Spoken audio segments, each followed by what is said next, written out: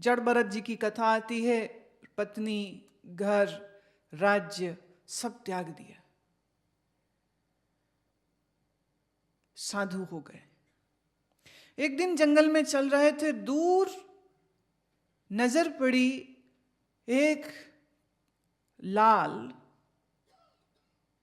जिसे सफायर नीले रंग का है, ऐसे ही लाल रंग के कुछ रत्न होते हैं, जैसे रूबी, माणिक। तो एक बहुत बड़ा रत्न धरती पर पड़ा हुआ है, चमक रहा है।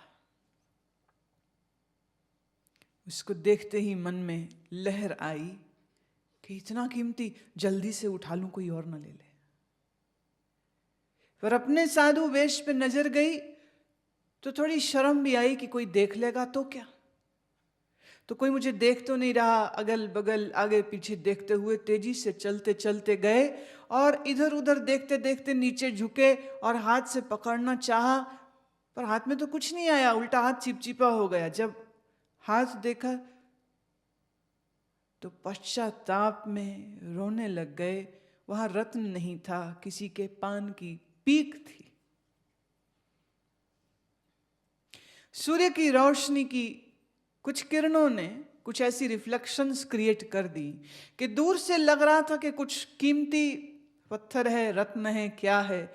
लोभ की लहर जगी, हाथ लगाया तो निकली पीक। बड़ा रोए उस दिन, बड़ी लानत मारी अपने आप को कि रेमन, तेरी इतनी दुर्दशा है। इसीलिए कबीर साहब ने एक बहुत प्यारा शब्द दिया, गुरु जी माने डर लागे, लागे दिन रोज, दिन रात मुझे डर लगता है, जाने कब कौन से जन्म का संस्कार मेरे मन को मैला कर जाए। हम तो चेतन मन को ही थोड़ा ठीक करने की कोशिश कर सकते हैं, संस्कारों तक तो पहुंचे नहीं। कौन सा संस्कार विचार बन जाए मेरे मन में, दुर्भावनाएं, वासनाएं, काम, लोभ, क्रोध ये जगने लग जाए, अश्रद्धा जगने लग जाए। गुरु जी बड़ा डर लगता है, इस मन से बड़ा डर लगता है। संसार से किसी से नहीं डरता, अपने ही मन से डर लगता है, कब बदल जाए। याद रहे, आपने जागते हुए इन इंद्रियों से जो कुछ देखा है, अनुभव किया है, वॉलंटरली और इनवॉलंटरली, जानते हुए या अनजाने में, उस हर देखी सुनी चीज का संस्कार आपके चित्त में पड़ता है। और यही संस्कार जो शायद अरबों और खरबों की संख्या में है, आपके मन में विभिन्न विचारों और भावनाओं को जन्म देते रहते। अजब बात है। इसलिए निरंतर साधक को सचेत रहना चाहिए, निरंतर बराबर सचेत रहना चाहिए। मन के अंदर आ रहे हर विचार के प्रति, मन में उठ रही हर भावना के प्रति, क्योंकि आपकी एक पल की बेहोशी उस भावना या उस विचार को प्रौढ़ कर देगी, मैच्योर कर देगी, और फिर तुमसे वो कर्म हो जाएगा जिसके लिए तुम पछताते रह जाओगे कि ये क्यों किया मैंने। करना नहीं चाहता था पर फिर हो गया, ऐसा कर्म करना नहीं चाहता था फिर मेरे से हो गया। कैसे हो गया? इसके पीछे कारण होते हैं तुम्हारे चित्त के अंदर पड़े हुए वो गहरे संस्कार। और याद रहे, इन संस्कारों से मुक्ति पाने के दो ही माध्यम हैं, एक वैराग्य और दूसरा आपकी द्वारा की गई ध्यान प्रत्याहार की साधना। यही दो तरीके।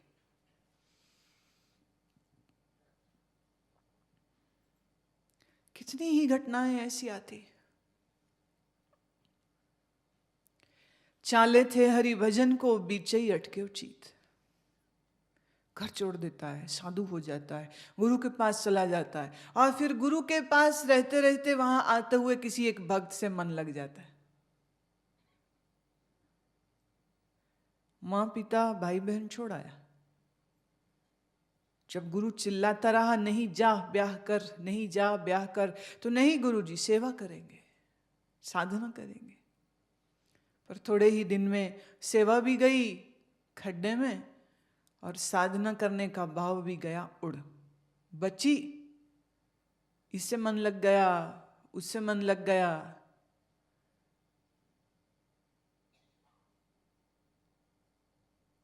अब वही सब करना चाह रहा है जो नहीं करना चाहता था कभी, पर अब करना चाहता है। देखिए, मैंने एक बात हमेशा कही है, विवाह एक बहुत उत्तम संस्था है। अपने संस्कारों, वासना और अपने मन के ऊपर कार्य करने का एक उत्तम इंस्टीट्यूट है। होशपूर्वक साधना की वृत्ति रखते हुए विवाह करना और साधना को जारी रखना उतना ही श्रेष्ठ है जितना कोई घर छोड़ के साधना करे। देखिए, जब कोई घर में रहता है तो उसको डबल काम करना पड़ता है, कमाएगा भी। अब कमाने में 8 से 10 घंटे गए ना, बिजनेस या जॉब करे 8 से 10 घंटे गए उसमें, बाकी 4 से 4.5 घंटे खाना पीना, नहाना धोना, बाजार से सामान लाना, बिल भरना, इसमें लग गए। बाकी कितना समय बचा? अब उसमें भी 6-7 घंटे नींद में जाएंगे, सोना जरूरी है। साधना को वक्त कितना रहा?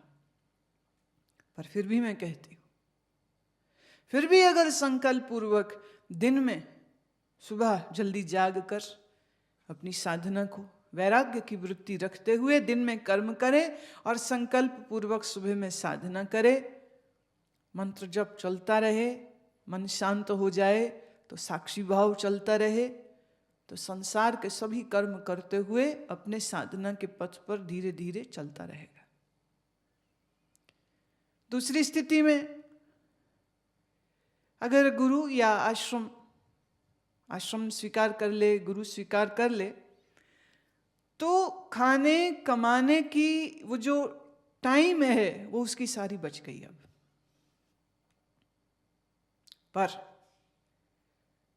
अब वो बैठेगा और गुरु कमाएगा। गुरु को जो दक्षिणा भेंट आई या गुरु को जो कुछ उसके भक्तों ने उसको प्रेजेंट किया, वो अपने उन्हीं शिष्यों को दे देता है ताकि उनको खाने का, कपड़े का, रहने का, बीमारी का कुछ चिंता ना करनी पड़े। गुरु कहता है बच्चे तो दिल लगा के अपने वक्त को बिता सेवा में और साधना में, और कुछ फिक्र करने की जरूरत नहीं। पर फिर क्या यह भी सत्य नहीं है कि तुम्हारे ऐसे साधु शिष्य के लिए गुरु को काम करना पड़ेगा?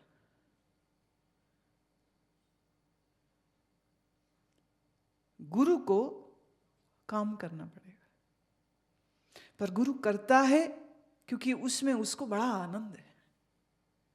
अपने सामने जब वो किसी को समर्पित भाव से साधना करते देखता है, वह प्रसन्न होता है।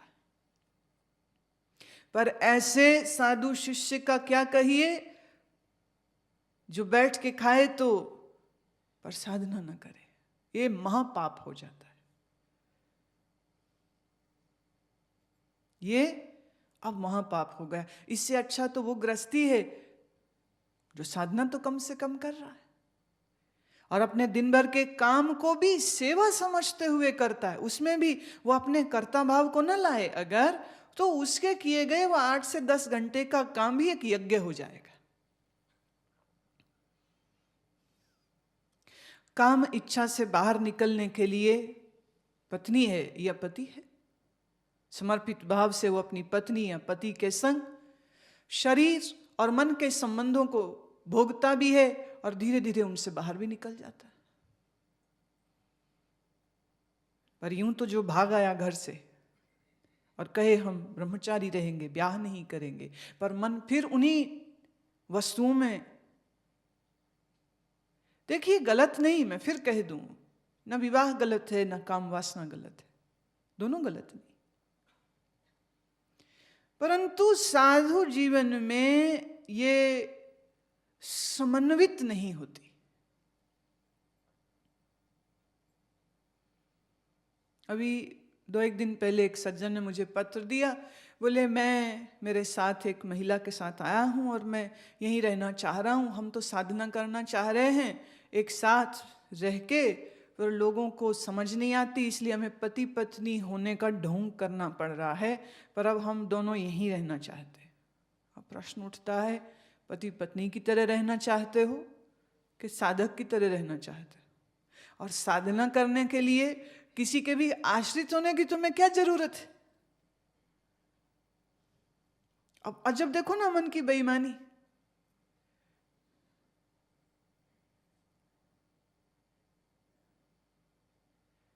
फिर ये मैं समझती हूं उस व्यक्ति के लिए शायद वही उचित होगा,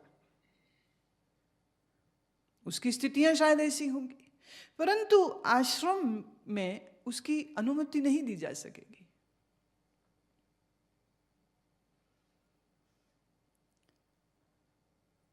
व्यक्ति को अपनी वासनाओं पर, अपने संस्कारों पर दृष्टि हो और उस पर वो काम करे, तो मेरी नज़र में वो साधु है, भले वो घर में रहे या भले वो आश्रम में रहे। पर ये बात सत्य है कि आश्रम में रहने वाले व्यक्ति को साधना और सेवा के अवसर ज्यादा हैं, ये बात तो हम इनकार कर नहीं सकते, ज्यादा है अवसर।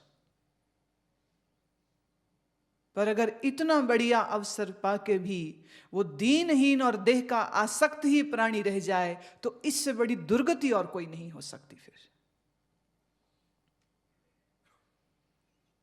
थोड़ी सी विषय से हट के बात है, पर मैं कहना चाहती हूँ।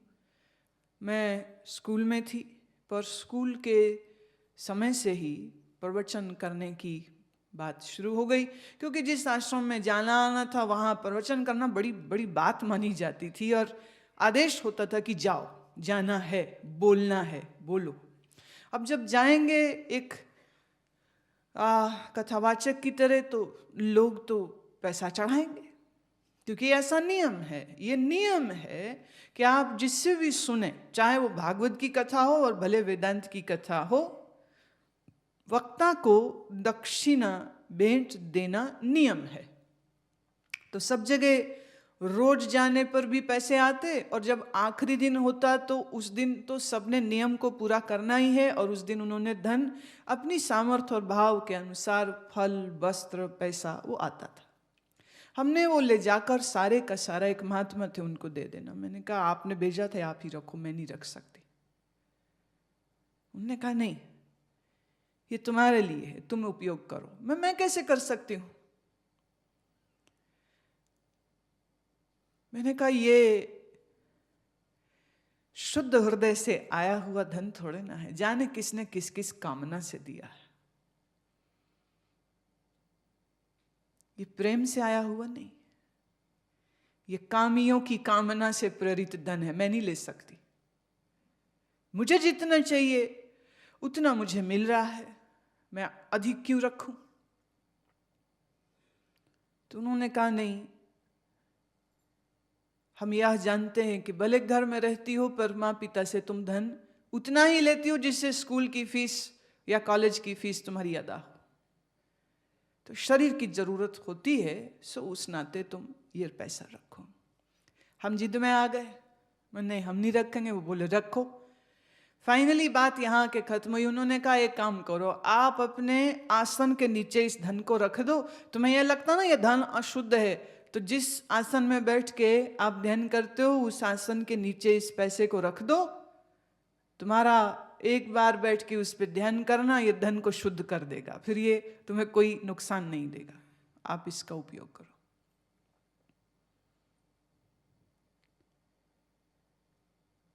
हमने ऐसा सुना था संतों से कि दान का पैसा जहर होता है, और साधक को बहुत ध्यान देना चाहिए। ऋषिकेश में, हरिद्वार में देखिए, वर्षों पुरानी परंपरा है, बहुत से साधु सिर्फ भिक्षा का अन्न खाते हैं। 2 समय भिक्षा मिलती है, विरक्तों की मंडली है, कोई भी भगवे वस्त्र पहना हुआ उसमें शामिल हो जाए, उसको भिक्षा मिलेगी, दूध सब्जी हर चीज मिलेगी। सर्दी है तो कंबल शाल, बरसात आ जाए तो छाता। कुछ एक आश्रम जिनको क्षेत्र कहते हैं, उन क्षेत्रों से ये सब चीजें मिल जाती। ये व्यवस्था इन आश्रमों ने इसलिए की, क्यों? जब तक व्यक्ति काम कर रहा था, हाउस होल्डर था, गृहस्थी था, काम कर रहा था, वो काम करते हुए में कोई 5%, कोई 10% अपनी आय का अपने गुरु आश्रम में देता। क्यों? क्योंकि उसे पता है कि जिस दिन मैं अपनी जिम्मेदारियों से मुक्त होऊंगा, जिम्मेदारियों से मुक्त का मतलब शास्त्र ने उसकी भी definition the, when your first sibling, elder sibling gets married, you are off all responsibility. जिस दिन आप अपने बड़े पुत्र का ब्याह कर दें, उसके बाद तुम कभी भी घर छोड़ सकते हो, शास्त्र ये कहता है। उसको जिम्मेदारी सौंपी है, 6 महीने में, साल में, 2 साल में, जितने में वो संभाल ले, उसके बाद वानप्रस्थी में चला जाए 2 या 3 वर्ष, और फिर उसके बाद अब हर व्यक्ति किसी न किसी आश्रम से जुड़ा रहता, अपने गुरु के स्थान से जुड़ा रहता। तो जब तक कमा रहा है तब तक उसका एक अंश वो दे रहा है, क्योंकि उसे मालूम है कि जिस दिन मैंने काम करना बंद किया उस दिन यहीं से खाना, भिक्षा का नहीं, यहीं से मिलना मेरे को। गुरु कहाँ से देगा? गुरु की कोई मिल तो चलती नहीं, कोई फैक्ट्री तो चलती नहीं, वो कहाँ से देगा? तो ये एक बड़ा कॉम्पोजिट सा सिस्टम था, कॉम्पोजिट सा सिस्टम। गृहस्थी आश्रम को सपोर्ट करते, और जब गृहस्थ तैयार हो जाता पूरी तरह साधना करने के लिए, फिर आश्रम उसे सपोर्ट करता। It's a mutual give and take and perfect system. 2 समय भिक्षा मिल गई, और उसके बाद सारा समय अपना बैठे गंगा के तट पे, अब ध्यान करो, योग साधो, मन की वृत्तियों को ठिकाओ, के धारणा करो, जप करो, कुछ करो, पर करो और करते रहो। रोज रोज रोज रोज तुम्हारी प्रगति होती चली जाती। पर कुछ एक ऋषियों ने यह कहा कि मल विक्षेप को दूर करने में अगर लगा रह जाए और ज्ञान सुनने को न मिलेगा तो जीवन का तो भरोसा नहीं है। ये सत्य दिखता शरीर कब असत्य हो जाए, मैंने मृत हुआ तो तुम्हारे लिए तो वो प्राणी गया ना। अब वो गुरु का शरीर है तो वह भी सत्य नहीं है, वह भी असत्य है। जैसे शिष्य का शरीर असत्य है तो इस असत्य का भरोसा कुछ नहीं, इस बदलने वाले क्षण भंगुर देह का कोई भरोसा नहीं है। तो ऐसे ऋषि जनों ने कहा कि इस बात के लिए इंतजार न करो कि मल विक्षेप दूर हो जाए, बस ज्ञान सुना दो, ज्ञान सुना दो, पर साथ साथ उसको याद कराते रहो कि उसे मल विक्षेप दूर अभी करने हैं। This is not something which you can skip. तो उसे ज्ञान के वचन भी मिलते रहे, सत्य क्या है असत्य क्या है इसका बोध मिलता रहे, और साथ ही साथ वो अपने चित्त पर काम करता रहे। तो असत्य क्या सत्य क्या। देखिए, मुझे ये सारी बात सिर्फ इसलिए करनी पड़ रही है ताकि तुमको एहसास रहे कि तुम अभी कहाँ खड़े हो चित्त के तल पर, और तुम्हें अभी कितना काम करना बाकी है। सत्य क्या है असत्य क्या है। स्थूल शब्दों में मैंने परिभाषित किया, जो तीनों काल में मौजूद है वह सत्य, और जिसका किसी भी काल में अभाव हो जाए सो असत्य। पर गहरी बात ये कही कि काल अपने आप में एक कल्पना है, तो काल की इस कल्पना से हम सत्य को परिभाषित नहीं कर सकते। We cannot define truth in the context of time, because time in itself is illusion. समय ही सत्य नहीं, समय ही हमारे मन का एक भ्रम है। काल अपने आप में मिथ्या है। मिथ्या का अर्थ होता है जो दिखाई तो दे पर सत्य ना हो। जो दिखाई तो दे पर जो सत्य नहीं है उसे कहते मिथ्या। उदाहरण, आकाश नीला दिखता है पर आकाश नीला है नहीं, पर दिखता।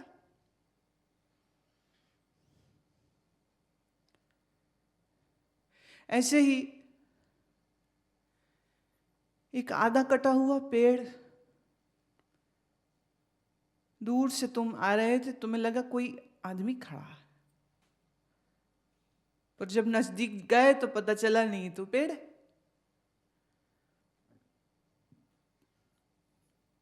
पर जिस समय वो आदमी दिख रहा था वो उतना ही सच था, पर पास जाके देखते कहते नहीं। पर थोड़ा दूर निकले और पीछे पलट के देखा, फिर लग रहा नहीं कोई आदमी।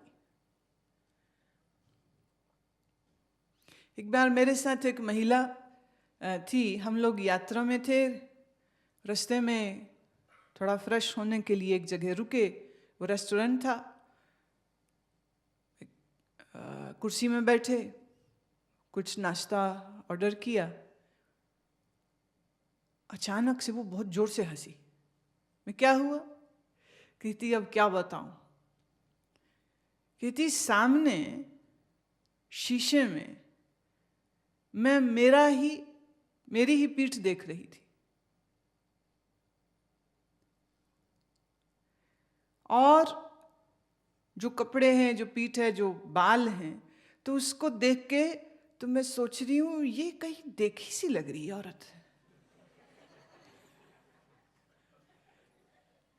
ये कहां देखी? कह रही मैं बहुत देर से देख रही हूं, और फिर जब लगा कि नहीं मैं अच्छे से देख लूं, तो मैं जब उठी कि जाके मिल लूं, देख लूं कौन है, तो राज खुला कि अपने आप को ही देख रही थी।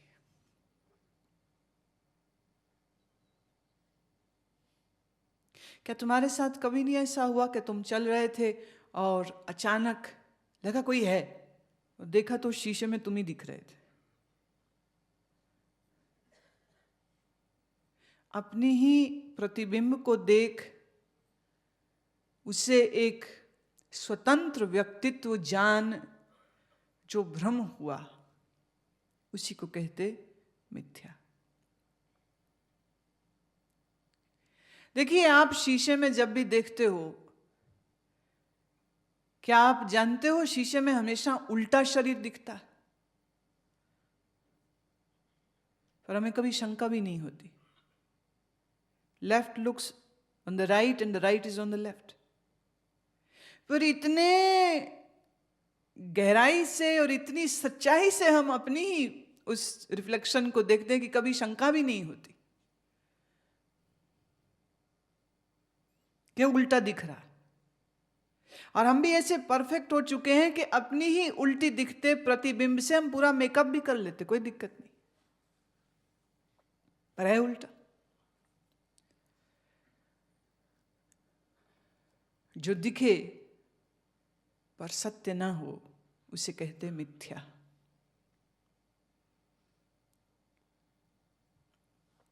एक सत्य है, एक असत्य है। जिसको हम असत्य कह रहे हैं उसी की मैंने और गहरी व्याख्या दी है। असत्य, untrue, doesn't means that you can't feel it, पर जिसको तुम महसूस कर रहे हो अपनी इंद्रियों से, उसको महसूस करके भी यह जाने कि यह सच नहीं। अब इसका मनन कैसे करें? आंखें देख रही, आंखों को बाहर बहुत तुमने दृश्य दिखाए, अब थोड़ा अपने को देखो। हाथ दिखे, सत है कि असत? पैर दिखे, पूछो, अपने बुद्धि से पूछो, ये सत है कि असत?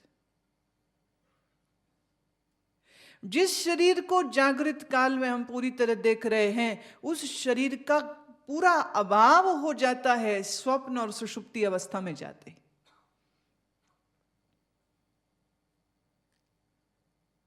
सत्य है, जिसका किसी काल में अभाव हो जाए वो असत्य होता है। जो भी तुम्हारे शरीर की आयु है, उसके पहले क्या ये देह था? नहीं था। और फिर एक दिन आने वाले कल में ये फिर नहीं हो जाएगा। देह सत्य है असत्य? अब इन इंद्रियों से जो देखते हो, जो सुनते हो, जो चखते हो, जो सूंघते हो, वह सत्य की असत्य? असत्य। ठीक 42-41 साल 9 महीने पहले यह शरीर नहीं था, अब है। कुछ काल बाद ये शरीर, गुरु मां का शरीर, फिर नहीं हो जाएगा। तो ये देह सत्य है कि असत्य? असत्य। जिस देह के साथ जी रहे हो वो देह असत, और जिन इंद्रियों के साथ संसार देख रहे हो वो संसार असत। है ना अद्भुत बात कि इसी असत के व्यापार में तुम सत्य को ढूंढने की चाह भी नहीं रख रहे हो, क्योंकि यही तुम्हारे लिए सत्य हो गया।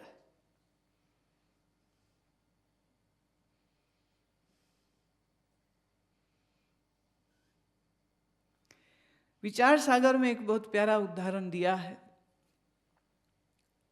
स्वामी निश्चल दास ने दिया। वो लिखते हैं, कहते हैं, एक बंध्या के पुत्र ने, बंध्या माने बांझ स्त्री के पुत्र ने,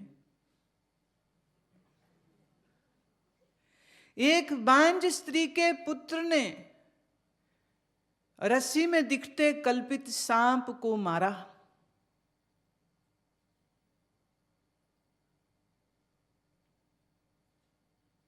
और आकाशीय पुष्पों की माला, आकाशीय पुष्पों की माला बना के अपने गले में बड़ा खुश हुआ। बांझ स्त्री के इस पुत्र ने फिर अपने आप को प्रसन्न करने के लिए आकाश में छलांग लगाई और अपने कपड़ों को नीले रंग में रंग के इंद्रधनुष पर बैठकर धरती पर वापस उतरा।